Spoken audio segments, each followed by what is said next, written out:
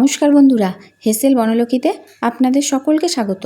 আজকে আমি বানাবো সম্পূর্ণ নিরামিষ পটলের এক রেসিপি, যার স্বাদ হবে অসাধারণ।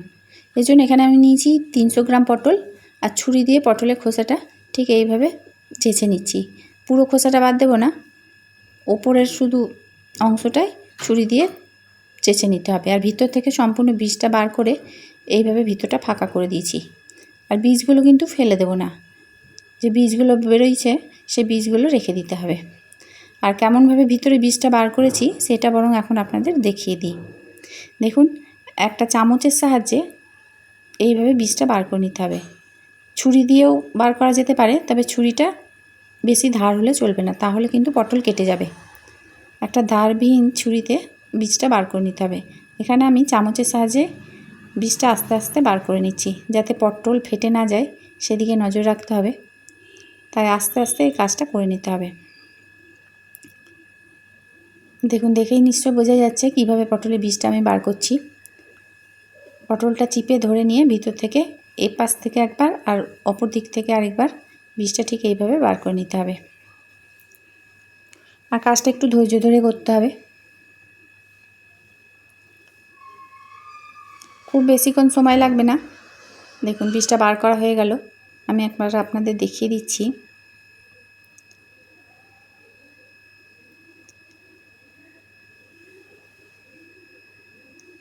দেখুন, ভিতরটা পুরো ফাঁকা হয়ে গেছে। ঠিক এইভাবেই বীজটা বার করে নিতে হবে। এখন যে বীজটা বেরিয়েছে সমস্ত পটলগুলো ছাড়ানোর পর সেই বীজটা একটা মিক্সার গ্রাইন্ডারে নিয়ে নিচ্ছি। আর 2 ঘন্টা আগে চায়ের কাপের হাফ কাপ ছোলার ডাল ভিজিয়ে রেখেছিলাম। এটা এখন জল ঝরিয়ে নিয়েছি, ভালো করে ধুয়ে জল ঝরিয়ে এই বীজের সাথে নিয়ে নিচ্ছি। এটা এখন মিক্সার গ্রাইন্ডারে একটা পেস্ট বানিয়ে নেব। দেখুন, এইভাবে পেস্টটা বানিয়ে নিলাম। এখন কড়াইয়ে দিচ্ছি সর্ষের তেল, আর তেলের উপর দিচ্ছি মৌরি ফোড়ন, আর দিয়ে দিচ্ছি সামান্য হিং। ফোড়নটা একটু ভেজে নেওয়ার পর দিয়ে দিচ্ছি আদা কাঁচা লঙ্কা বাটা। আদা কাঁচা লঙ্কাটা এখন ভেজে নিতে হবে যতক্ষণ না আদা কাঁচা গন্ধটা যায়। এই সময় আপনারা একটু নারকেল করে দিতে পারেন, তাহলে খেতে আরও ভালো লাগবে। তা আমার কাছে নারকেলটা ছিল না, তাই আজকে দিইনি। এখন এই ডালটা এর মধ্যে দিয়ে খুব ভালোভাবে ভেজে নিতে হবে। ডালটা একটু নেড়ে চেড়ে শুকিয়ে নিতে হবে। আর এই শুকাতে নাড়তে নাড়তেই দিয়ে দিতে হবে লবণ আর চিনি, দিয়ে দিচ্ছি লঙ্কা গুঁড়ো। এখন এটা খুব ভালোভাবে অল্প আঁচে নাড়তে হবে। এই রেসিপিটা কিন্তু নিরামিষ দিনে বানিয়ে নিতে পারেন। সম্পূর্ণ নিরামিষভাবে তৈরি করছি, আর খেতেও কিন্তু দুর্দান্ত লাগে। কড়াই একটু লেগে লেগে যায় যেহেতু ডাল, তাই খুন্তি দিয়ে একটু চেঁচে তুলে তুলে এইভাবে ডালটা নেড়ে নিতে হবে। আর মাঝে মাঝে এইভাবে একটু করে মেলে দিতে হবে, তাহলে তাড়াতাড়ি শুকাবে। ঠিক এইভাবে একটু করে চারিদিকে ছড়িয়ে দিলেই ডালটা তাড়াতাড়ি শুকিয়ে যাবে। আর কাজটা অল্প আঁচে করতে হবে। দেখুন, আমার এই পুরটা বানানো হয়ে গেল। এখন পুরটা একটা থালায় ঢেলে রাখলাম, ঠান্ডা করতে দিলাম। আর কড়াইয়ে দিলাম সর্ষের তেল। তেলটা খুব গরম যখন হয়ে যাবে তখন হাই ফ্লেমে পটলগুলো এখন ভেজে নিতে হবে।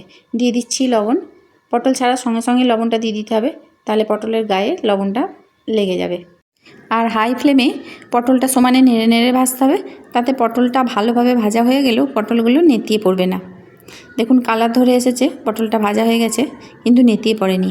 এইভাবে আমি ভেজে নিলাম। এখন এগুলো তুলে নিচ্ছি। তেলটা সম্পূর্ণভাবে ঝরিয়ে পটলগুলো তুলে নিতে হবে। আবার ওই তেলেই পটল ছেড়ে দেব। তেলটা আরও কষকষে করে গরম করে নেব, তারপর পটল ছেড়ে দেব। এইভাবে আমি সব পটলগুলো ভেজে নেব।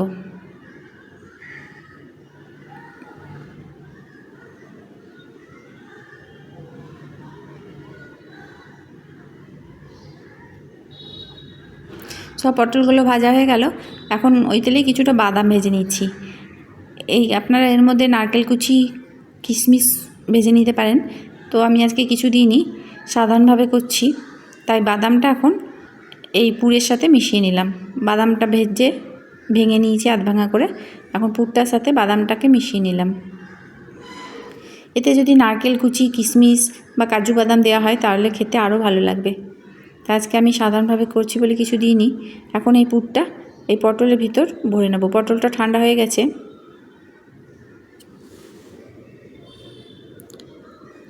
খুব আস্তে আস্তে পুরটা পটলের ভিতর এভাবে ভরে নিতে হবে। এই রান্নাটা করতে একটু সময় লাগে, কারণ যেহেতু পটলের ভিতর থেকে বীজগুলো সব বার করতে হয়, আবার নতুন করে পুর ভরতে হয়, কিন্তু খেতে কিন্তু খুব ভালো লাগে। তাই একবার বানিয়ে দেখবেন, সময় না থাকলে ছুটির দিনে বানিয়ে দেখবেন, খেতে কিন্তু খুব ভালো লাগে। তবে যদি নারকেল থাকে তাহলে এর মধ্যে একটু নারকেল মিশিয়ে দেবেন, নারকেল ভাজা আর আদা বাটা দেওয়ার পর পুরটা তৈরি করার সময় একটু নারকেল কোড়া, তাহলে খেতে কিন্তু আরও ভালো লাগবে। পুরটা একদিক থেকে ভরে দেওয়ার পর এখন আমি অন্য দিক থেকেও পুরটা আঙুল দিয়ে চিপে তারপর ভরে দিচ্ছি। পটলের পেটটা ভর্তি করে যদি পুরটা ভরা হয় তাহলে খেতে বেশ ভালো লাগে, তাই একটু বেশি করেই পুরটা ভরে দিলাম। এইভাবে আমি সমস্ত পটলগুলো ভরে নেব। দেখুন এই পটলটা ভরা হয়ে গেল। এইভাবে আমি সব পটলগুলো ভরে নেব।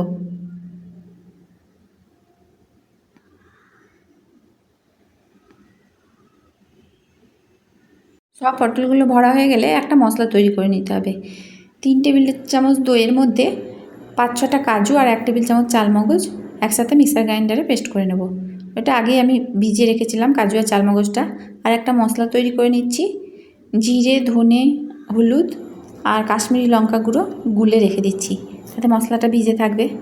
কড়াই এখন সর্ষের তেল গরম করে দিয়ে দিচ্ছি শুকনো লঙ্কা, জিরে ফোড়ন। ফোড়নটা একটু ভাজা হলে দিয়ে দিচ্ছি আদা কাঁচা লঙ্কা বাটা। এখন আদা কাঁচা লঙ্কা বাটাটা ভেজে নিতে হবে। আদা কাঁচা লঙ্কা যদি বেটে ফ্রিজে রেখে দেওয়া হয় লবণ আর তেল মাখিয়ে, তাহলে অনেক দিন থেকে যায়, মানে 7-8 দিন থেকে যায়। এখন যে মশলার পেস্টটা করে রেখেছিলাম সেটা আমি এর মধ্যে দিয়ে দিলাম। মশলাটা এখন খুব ভালোভাবে কষাতে হবে। দিয়ে দিচ্ছি লবণ আর স্বাদ মতো চিনি। এখন মশলাটা কষতে হবে, খুব ভালোভাবে মশলাটা কষে নিতে হবে। এখন যে আমি পেস্টটা বানিয়েছি কাজু, চালমগজ আর দইয়ের, সেটা এর মধ্যে দিয়ে দিলাম। আর দইটার সাথে যদি কাজু দেওয়া আছে তাই দই কখনোই ফাটবে না। যদি কাজু দিয়ে দইকে পেস্ট করে নেওয়া হয় তাহলে দই কখনোই ফেটে যায় না। এখন এটা দিয়ে মশলাটা আরও কিছুক্ষণ কষিয়ে নেব। মিক্সারে বাটি ধোয়া জলটা এর মধ্যে দিয়ে দিচ্ছি। তারপর মশলাটা আরও কিছুক্ষণ কষিয়ে নিতে হবে। এই রেসিপিটা ভাতের সাথে খেতে ভালো লাগে, পোলাও, ফ্রায়েড রাইস, যে কোনো জিনিসের সাথেই খেতে ভালো লাগবে। ছুটির দিনে ট্রাই করে দেখতে পারেন। মশলাটা এখন খুব ভালোভাবে কষিয়ে নিতে হবে। তো আমি এই সময় একটু ছাই গরম মশলা দিয়েছি, তো এটা স্কিপ করে গেছে।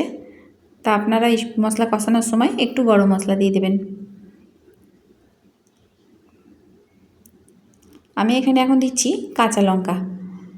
কাঁচা লঙ্কাটা চিড়ে দিয়ে দিলাম। লঙ্কাটা আপনাদের পরিমাণ মতো দিয়ে দেবেন। আমি যদিও আদা কাঁচা লঙ্কা বাটা আগে দিয়েছি, তাও এখন 2টো কাঁচা লঙ্কা চিড়ে এর মধ্যে দিয়ে দিলাম। দেখুন মশলা থেকে তেল ছাড়তে শুরু করেছে। আর এই সময় কিন্তু সমানে নাড়তে হবে, যেহেতু কাজু দিয়ে আছে, কাজু তলায় ধরে যায়। তাই নেড়ে নেড়ে মশলাটা কষিয়ে নিলাম। তেল ছাড়ার পর সামান্য একটু জল দিয়ে দিলাম। এখন ফুটতে শুরু করেছে।